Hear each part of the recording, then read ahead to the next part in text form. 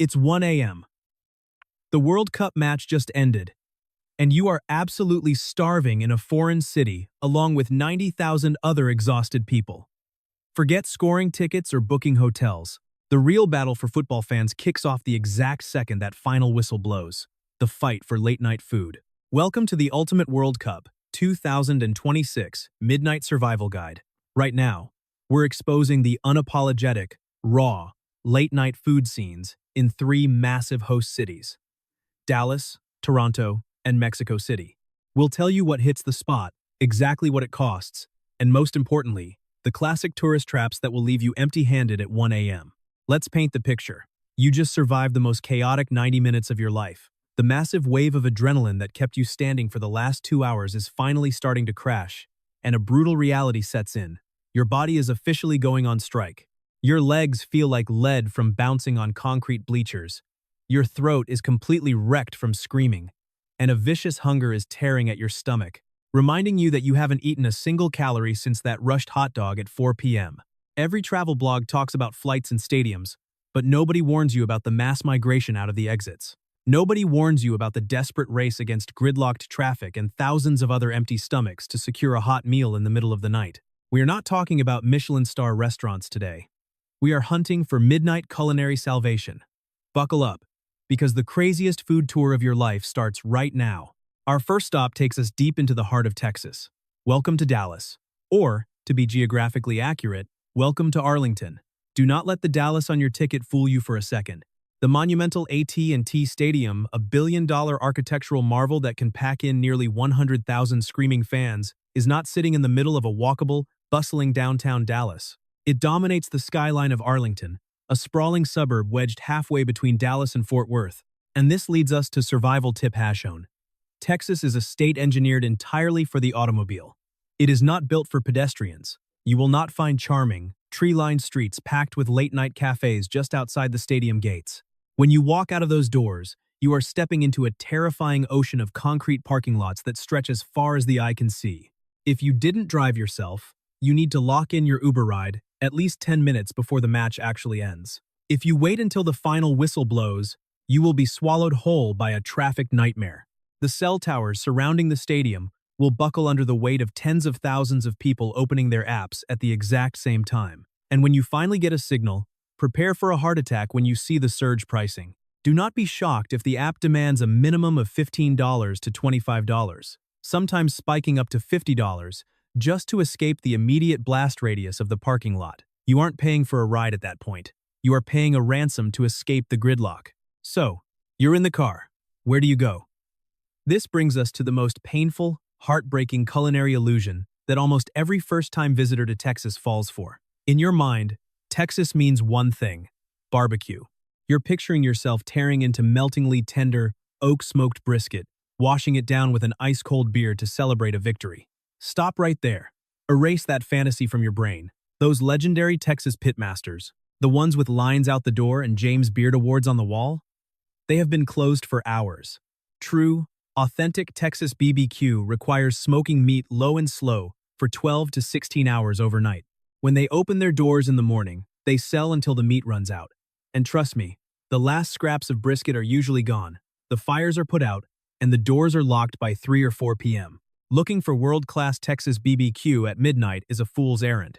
You will only find closed doors and disappointment. Instead, your true savior, at 1 a.m., goes by a name that commands absolute respect among locals: Whataburger. To an outsider, it might just look like another fast food chain, but to a Texan, Whataburger is a religion, an ideology, and a source of fierce regional pride. You'll spot it easily in the dark. Its iconic orange and white A-frame architecture glows like a beacon of hope in the Texas night. The most important detail? It is open 24 hours a day, 7 days a week. It never closes. Walk through those doors, and you'll find dozens of other football fans standing in line, looking absolutely exhausted, but completely determined. The undisputed champion of their late-night menu isn't a burger. It's the honey butter chicken biscuit. Picture this: a warm, soft, flaky, Southern-style biscuit cut in half. Smashed in the middle is a heavily battered, deep-fried chicken breast, and the soul of the dish is a golden, sweet, incredibly rich honey butter sauce poured over the top, melting down into the crispy crevices of the chicken. On paper, mixing sweet, savory, fat, and deep-fried carbs sounds chaotic, maybe even aggressive for 1 a.m. But believe me, when your body is running on fumes, that massive influx of calories and explosive flavor is the exact medicine you need. For around $5 to $7, it is an absolute steal and a quintessential Southern late-night rite of passage. But maybe you want something deeply rooted in local history and are willing to be patient. If you end up pulling an all-nighter celebrating, you need to wait until around 5 a.m. when the local kolache bakeries start opening their doors. The kolache is a beautiful testament to the cultural melting pot of Texas. It traces its roots back to Czech immigrants who settled in central Texas in the late 1800s. Originally, these were sweet pastries filled with fruit jams. But over decades of cultural integration, Texans adapted the recipe, stuffing the soft dough with spicy smoked sausage, gooey cheddar cheese, and a heavy dose of fiery jalapenos. The result? The ultimate early morning hangover cure. The slightly sweet, pillowy dough perfectly offsets the rich, spicy, salty meat inside. You just walk into a shop, point at the heated glass display case, drop $2 or $3, and you're eating immediately. No waiting, no nonsense. If you're willing to spend a bit more on a longer Uber ride and want a seriously vibrant atmosphere, tell your driver to head to Deep Ellum. This neighborhood is the historic heartbeat of Dallas's arts and music scene, the birthplace of Texas blues and jazz. On a weekend night, Deep Ellum transforms into a wild, sleepless street party. This is where you'll find incredible food trucks and pop-up street taco stands run by the local Latino community. The neon lights flashing, the heavy bass thumping from nearby dive bars, the intoxicating smell of meat sizzling on a blazing hot plancha. Deep Ellum gives you the pulse of a city that is very much alive, offering a gritty, authentic alternative to fast food. The prices are a bit higher here, and you have to be ready to embrace the loud, chaotic crowds, but the experience is unforgettable. Now, let's escape the sprawling, car-centric heat of the American South and cross the border, heading north to Canada's largest metropolis, Toronto. By day, Toronto is the picture of a global financial hub. It's polite, impeccably clean, highly organized, and filled with people in suits rushing between glass skyscrapers. But do not let that well-mannered exterior fool you. When the sun goes down after a massive World Cup clash, this city completely takes off its tie and goes absolutely feral. Summer in Canada is famously short, which gives Torontonians an almost obsessive appreciation for a warm summer night. In June and July prime World Cup season, Toronto is at its absolute peak, and the weather is flawless for staying out until dawn. But before you sprint toward the food, engrave this logistical warning into your mind. The Toronto Transit Commission, TTC, subway system is incredibly clean and safe, but it goes to sleep early. On weekdays, trains usually stop running around 1:30 a.m. Do not gamble your night on the assumption that they will extend service just because there was a soccer game. If your match was at BMO Field, which sits right on the edge of the breezy, beautiful Lake Ontario, save your Uber money. Instead, join the massive crowds taking a scenic 40 to 45-minute walk along the waterfront. Let the cool lake breeze bring you back to life as you walk toward the glowing neon skyline of the CN Tower, which will guide you directly into the entertainment district. This is ground zero for Toronto's nightlife. Once you're there, you have one primary objective. You are looking for the undisputed, heavyweight champion of Canadian late-night food, poutine. And please, do not just call them French fries with gravy, you will deeply offend the locals. Poutine was born in the rural farmlands of French-speaking Quebec in the 1950s and has since conquered the entire country. The anatomy of a perfect poutine relies on a holy trinity of ingredients. First, a mountain of fries, crispy on the outside to hold up against moisture, but soft on the inside. Second, a rich, savory, steaming hot brown gravy ladled generously over the top. Third, and absolutely non-negotiable, squeaky cheese curds.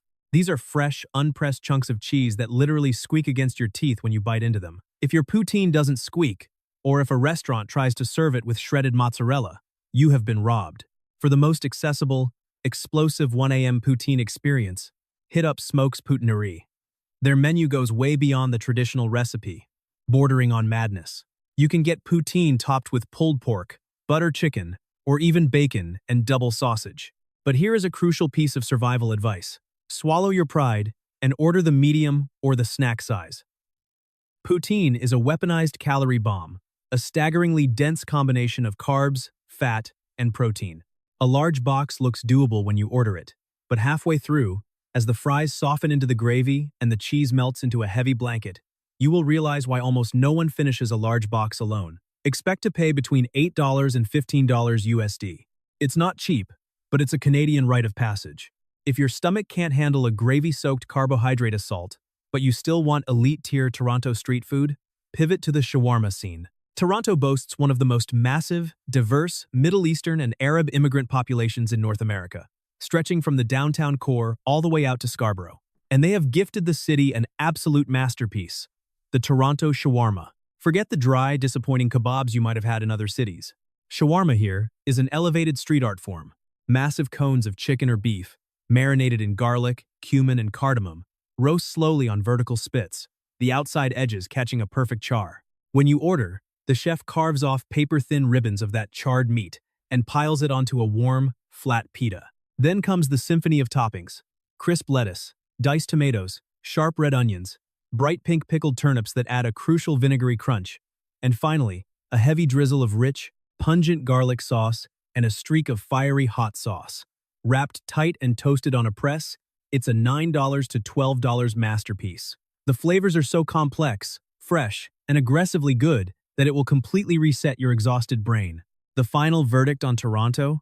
It's a well-oiled machine, and the cultural diversity makes the food quality astoundingly high. But you will pay for it. Your wallet is going to take a beating. However, the sophistication of the flavors, the incredible vibe of a Canadian summer night, and the sheer quality of the ingredients will make you realize that every single dollar was well spent. Finally, we fly south, crossing the deserts to land in the beating heart of Latin America, the unstoppable megacity of Mexico City, CDMX. If Dallas is a logistical puzzle and Toronto is an expensive multicultural feast, Mexico City is a full-blown cultural shockwave. It is a tsunami of sensory input that will completely shatter your concept of time. Listen closely. In most cities around the world, 1 a.m. is the time when things shut down. Bars do last call, restaurants stack chairs on tables, and the streets empty out. In Mexico City, 1 a.m. is not closing time. It's the kickoff for the third half. The city doesn't sleep. It simply shifts gears. The streets are flooded with night shift workers looking for a quick meal, clubgoers fueling up before the next bar, and now, tens of thousands of manic football fans pouring out of the legendary Estadio Azteca. The traffic is still snarled, horns are honking, mariachi music bleeds out of open windows, and the intoxicating hiss of hot grease echoes on every corner. The absolute, undisputed king of the night in CDMX is the taco al pastor. Do not confuse this with the hard-shell, mass-produced tacos you buy at a suburban grocery store. The taco al pastor has a magnificent, globe-trotting history. In the 1920s and 30s, a wave of Lebanese immigrants arrived in Mexico, bringing with them their traditional vertical roasting spits, the same used for shawarma. The local Mexicans looked at the technique and completely revolutionized it. They swapped the lamb for pork. They replaced the Middle Eastern spices with a vibrant red marinade, made of guajillo chilies, achiote paste, garlic, and local herbs. They stack the thinly sliced pork into a massive, glowing red cone, called a trompo, with a whole pineapple spiked on the very top. As the meat spins in front of an open flame, the pork fat renders and mixes with the sweet, dripping juices of the roasting pineapple, creating a perfectly caramelized, charred crust. When you step up to order, watch the taquero times work. It is pure theater. With lightning speed, he slices thin ribbons of pork directly onto a tiny, soft corn tortilla resting in his palm. Then, with a flick of his knife, he launches a sliver of pineapple into the air and catches it perfectly on the taco. The entire transaction takes less than 15 seconds. Top it with raw diced onions, fresh cilantro, a squeeze of lime, and a spoonful of nuclear hot salsa. When you take a bite, the salty, deeply spiced pork collides with the sweet pineapple and the aggressive heat of the salsa in a way that feels almost illegal. These tacos are small, about the size of 3 fingers, and the price is genuinely hilarious, usually $1 to $1.50 USD each. You will tell yourself you're only eating 3. 5 minutes later, you will have crushed 6 of them without even realizing what happened. But what if you want something quieter? Something that feels like a warm hug from a Mexican grandmother? You need to find the tamale vendors. These are the hidden gems of the city. Unlike the bright lights and screaming crowds around the taco stands, tamale vendors operate in the shadows. They don't have neon signs. They are usually just locals, sitting on a fixed, dimly lit street corner with a massive, steaming aluminum pot called a Times Tamalera. Tamales are a pre-Hispanic culinary treasure. They are made from masa, corn dough, whipped with lard to make it incredibly light and fluffy, stuffed with shredded chicken in a spicy green tomatillo salsa, or pork and red chili, or simply cheese and roasted poblano peppers. The whole thing is wrapped tightly in a corn husk and steamed. When you order, the vendor carefully pulls a piping hot bundle from the pot and peels back the husk. The texture is firm but melts in your mouth instantly, offering a deeply comforting, starchy warmth that soothes your exhausted body. And the price? A miraculous $1 to $2. It is an impossible bargain for a piece of culinary history. To survive the street food scene in Mexico City, you must follow the golden local code. Delete Google Maps. Delete Yelp. The absolute best, most legendary street food carts do not have a digital footprint. They don't have health department certificates framed on a wall, and half the time, they don't even have a name. So how do you find them? You read the crowd. If you are walking through safe, trendy neighborhoods like Roma Norte or Condesa, look for a beat-up cart surrounded by 20 locals businessmen in suits, standing shoulder to shoulder with construction workers patiently waiting in line. Where the locals stand, you stand. Do not overthink it. Trust the wisdom of the Mexican crowd. Before you dive in, there is one massive medical warning you must heed. Mexico City sits on a massive plateau at 7,350 feet, 2,240 meters, above sea level. The air is significantly thinner here. When you combine oxygen deprivation with the physical exhaustion of a 90-minute match and the sudden crash of your adrenaline levels, altitude sickness will hit you like a freight train. You will feel your chest get heavier, your breathing get shallower, and you will become deliriously tired much faster than normal. Drink massive amounts of water, eat slowly, avoid chugging beers, and listen to your body. Do not let altitude sickness ruin your midnight feast. We've traveled across a continent, exploring 3 wildly different answers to the same midnight hunger. Dallas forces you to be a master tactician of transportation, rewarding your logistical planning with heavy, cheese-drenched, unapologetic Southern comfort food. Toronto demands a heavy wallet and strong walking shoes, but rewards you with an incredibly diverse, high-quality, multicultural feast under the perfect summer sky. Mexico City requires you to abandon your inhibitions, embrace the beautiful chaos of the streets, and dive headfirst into a world-class culinary heritage for pennies on the dollar. A World Cup match, no matter how thrilling, always ends after 90 minutes. The expensive tickets become scrap paper. The news cycles move on. But the feeling of sitting on a curb at 2 a.m., your hands covered in grease, completely exhausted, sharing the greatest street food you've ever tasted with rival fans who are now your best friends, that is the memory that will be burned into your soul forever. That is the magic of football and food. You will forget the final score, but you will never forget the squeak of Canadian cheese curds, or the sweet heat of Texas honey butter, or the fiery kiss of a Mexican salsa. So right now, as you plan your 2026 World Cup adventure, don't just look at the match schedule. Draw a giant red circle around 1 a.m. on your itinerary and plan your midnight survival strategy. Trust us, your future starving self will thank you.